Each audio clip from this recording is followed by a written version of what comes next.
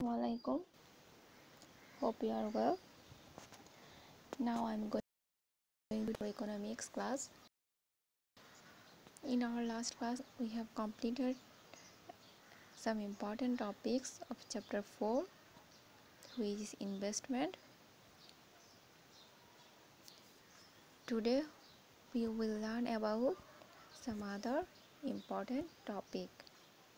In our last class, we have discussed about multiplier effect.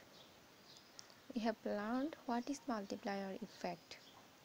Multiplier ইফেক্টের সম্পর্কে আমরা গত ক্লাসে আলোচনা করেছিলাম। আজকে আপনাদের টপিক হচ্ছে applying the multiplier effect. Multiplier ইফেক্টটা কখন বা কেন অ্যাপ্লাই করা হয়। তার আগে আমি একটু আবার মাল্টিপ্লায়ার ইফেক্টটাকে রিভিউ করি।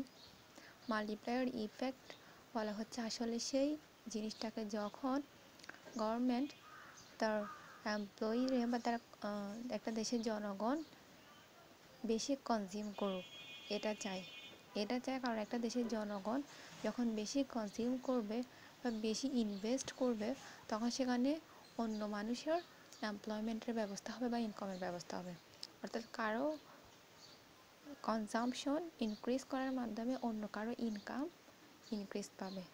এটাকে বলা হচ্ছে multiplier effect.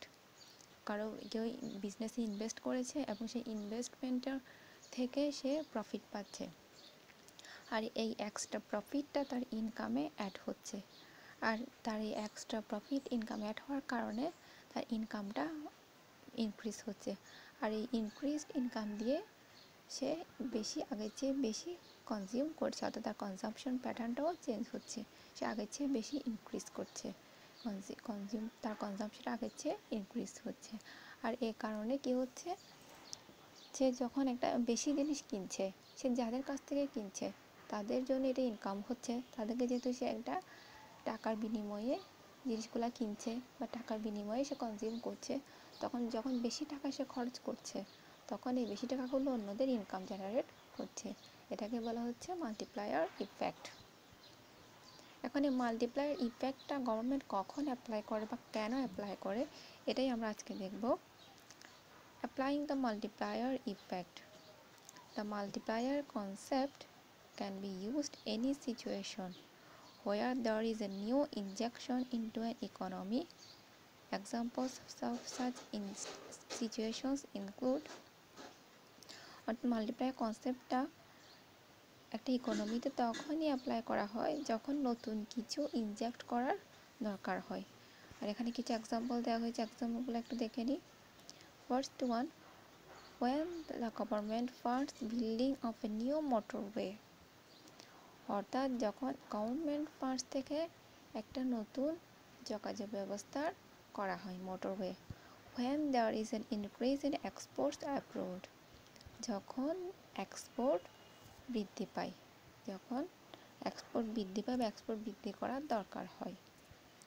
when there is a reduction in interest rates or tax rates or when the exchange rate falls, যখন ইন্টারেস্ট রেট অথবা ট্যাক্স রেট কমে যায় অথবা যখন এক্সচেঞ্জ রেট ফল করে তখন এই মাল্টিপ্লায়ার ইফেক্টটা অ্যাপ্লাই করার প্রয়োজন পড়ে। অর্থাৎ এখানে তিনটা জিনিসের এক্সাম্পল দেওয়া হয়েছে কখন গভর্নমেন্টের মাল্টিপ্লায়ার ইফেক্টটা অ্যাপ্লাই করার প্রয়োজন পড়ে।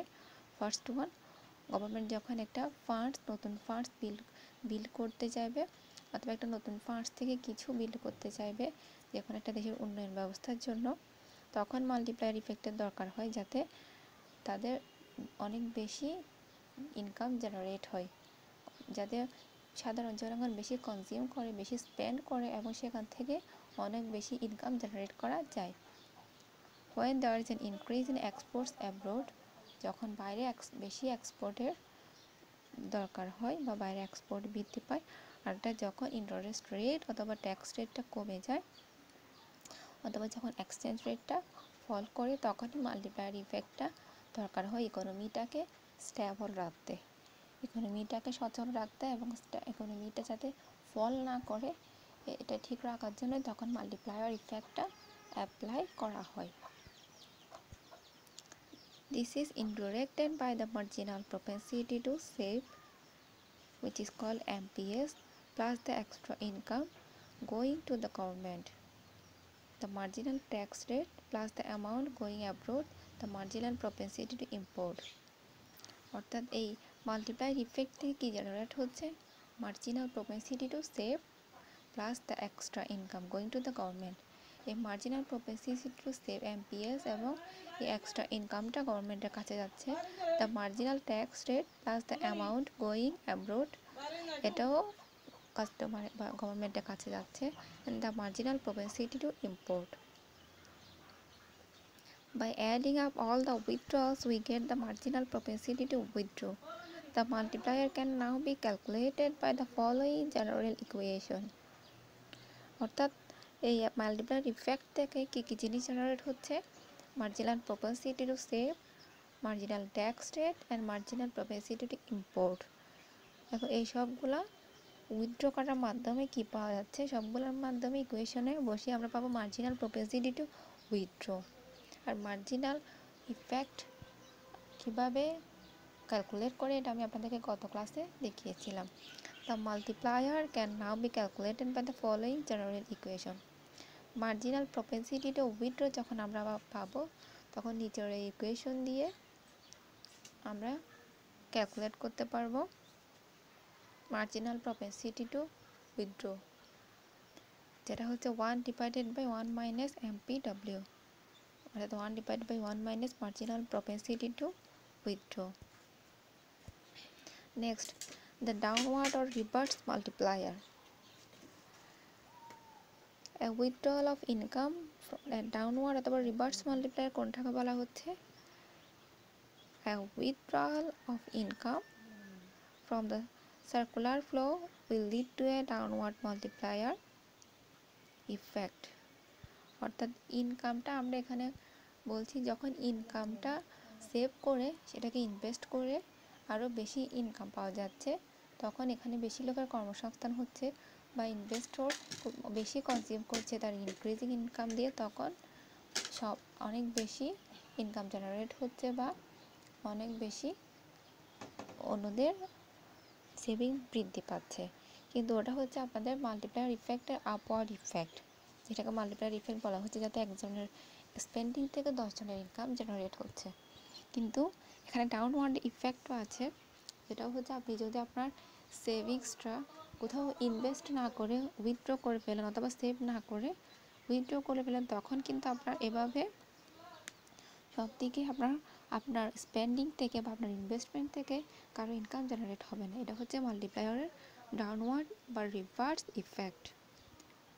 Therefore, whenever there is an increased withdrawal, such as a rise in savings, import spending or taxation, there is a potential downward multiplier effect on the rest of the economy. অর্থাৎ যখন আমরা public বা কনজিউমাররা consume করবে না বা invest করবে না, save করে রেখে দিবে,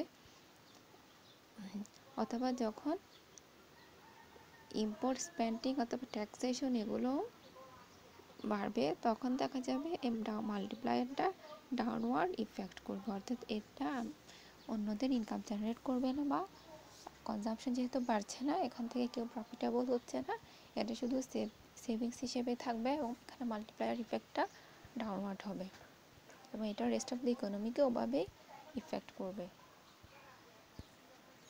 আজকে এ পর্যন্তই। মাল্টিপ্লায়ার ইফেক্টটা খুবই ইম্পর্ট্যান্ট একটা টপিক। গত ক্লাসে আপনাদেরকে মাল্টিপ্লায়ার ইফেক্ট কীভাবে ক্যালকুলেট করে ওটা দেখিয়েছিলাম, ওটার সাথে এটা সহ রিলেট করে আপনারা টপিকটা ভালো করে পড়ে নেবেন। নেক্সট ক্লাসে পরবর্তী টপিকগুলো নিয়ে আলোচনা হবে। সবাই ভালো থাকবেন, সুস্থ থাকবেন, stay safe, stay home. Thank you.